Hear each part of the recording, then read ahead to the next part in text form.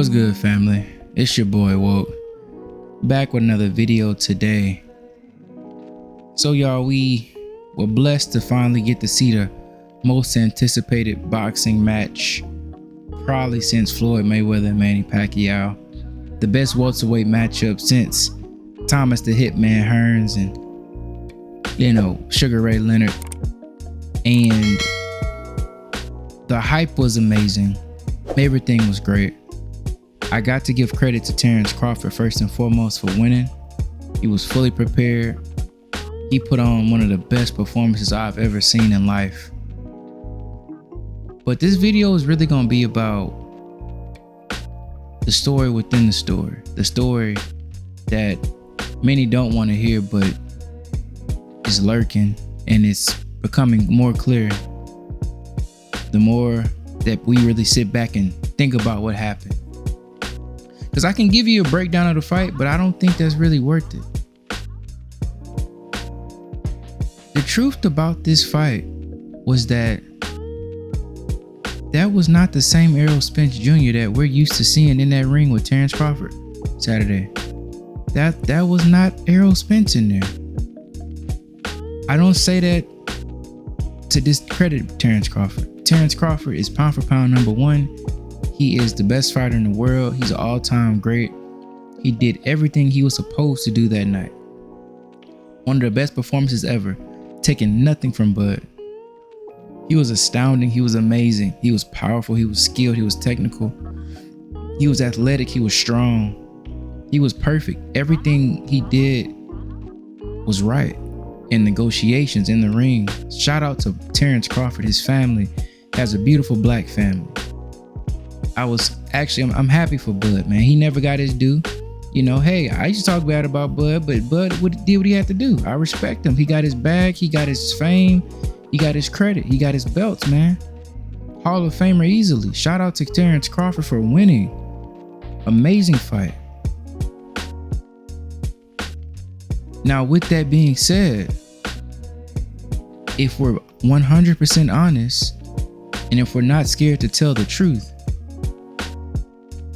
if you're honest about what you saw, you know as well as I do, Errol Spence was not right in that ring. Before the fight, everybody I was with said Errol looks high as hell. He was out of there. He was zoned out. He seemed like he was in a trance. Yeah, people say, man, Woke, Errol always look like that, bro. He don't look like that. I've actually went back and watched. I went to the Ugas fight in person. The energy Errol had walking out, the energy Errol had backstage was way different than this fight. I went back and watched the Danny Garcia fight. Seen the Sean Porter fight.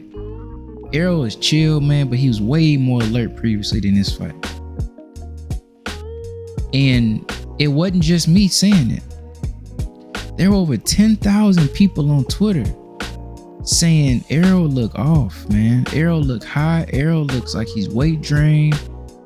Boxers like Deontay Wilder, Devin Haney said, man, Errol, man, you don't look right. Something wrong, man. Something off. He look weight drained. Whole bunch of more people saying, man, is Errol drugged? What's wrong with him? Something ain't right. He looks sleepy. Why would you look sleepy, disinterested, and high before your biggest fight versus your hardest fight ever? It doesn't make sense. Fans are fickle, but if everybody is saying it, people that hate Errol, people that don't like Errol, people that like Errol, people that are neutral on Errol are saying the same thing. Maybe we should look a little bit more into that. So it was an interview on BDA Boxing from this neurologist, and he pretty much breaks down that Errol is suffering from neurological damage sustained from his 2 car accidents, primarily the first one. The second one occurred, which wasn't that bad, and of course him just being a boxer. He goes on to break down that Errol Spence has a glossy look in his eyes. Errol Spence was unable to even move horizontally. He couldn't move left and right because people that suffer from dementia can only move forwards and backwards. Derek James continuously told Errol, enter in on an angle. Go horizontal. Stop backing out straight back. When have we ever seen Errol not do what Derek said? Yet Errol kept doing the same exact thing. He couldn't avoid nothing. He literally was at Bud's mercy. He had no defense. The doctor, the neurologist, went on to say he was watching a fight with his wife, and his wife works in the medical field too. His wife said, whoa, is this dude high? What's wrong with him? The doctor said no, he has neurological damage.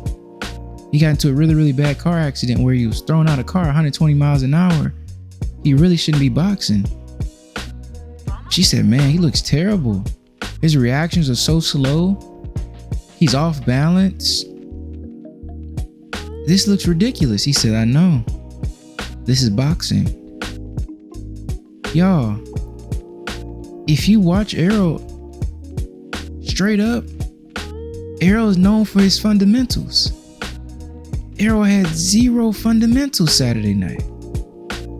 Errol was in that ring windmilling like he'd never boxed before. He looked like an amateur. Errol Spence called himself the big fundamental like Tim Duncan, yet exhibited zero fundamentals. No defense, no footwork, horrible punch placement. Even the things that he was trying to do right, he looked clumsy. He looked totally all over the place. Yet people will tell you you're making excuses. No, I gave credit to Bud. Bud did his job. But if we're gonna be real about it, everybody knows Errol Spence was not right. At this point, I'll probably make another video about it and actually put the clips of what the doctor said specifically. But bro, if you take the time and watch that 30-minute video of what that doctor said, you won't walk away saying, man, I hope to see another fight from Errol Spence. Man, I hope to see what Errol Spence can do second fight versus Bud to make adjustments. You gonna walk away from that video saying, I pray Errol Spence retires for his livelihood, and I pray the damage that he sustained will not severely cut his life shorter.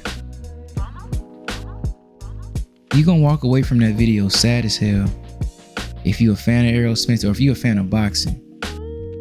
That video will put things on your mind, and you gonna start remembering and seeing stuff from a different lens and be like, wow, that makes sense. And a wave of grief and sadness is gonna overtake you and be like, damn, Errol is in horrible shape right now. He should have never been in that ring. Because not only has Errol sustained the neurological damage, but he also severely draining his body. The doctor went on to say, the brain, we're 70% water, our bodies, right? You're weight draining yourself. You've been at the weight your whole career. You should have been moved up years ago, Errol. Your brain has already gone through some traumatic experiences, and you're a boxer.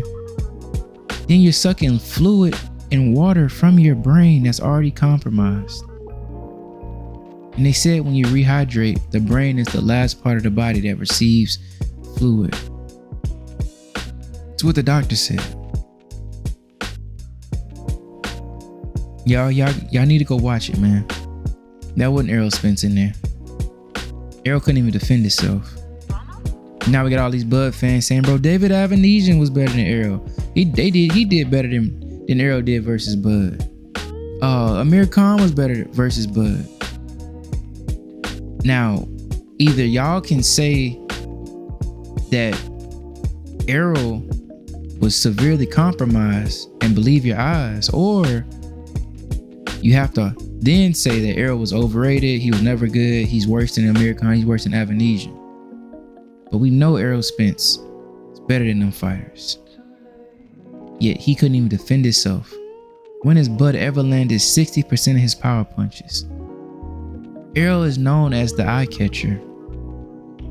Everybody he fight, he swell up, he cut, he bruise. He didn't even scratch Terence Bud Crawford. Bud said after the second round, Errol hit him flush. And guess what? He said, that's it. He went on to knock him down within seconds. Bud was expecting more.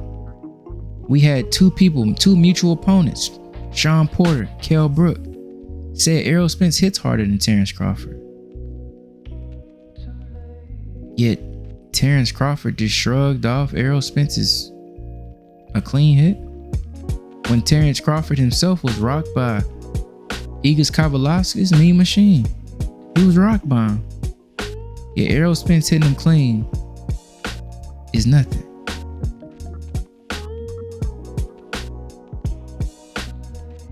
Ladies and gentlemen, that wasn't a 50-50 all-time great welterweight fight.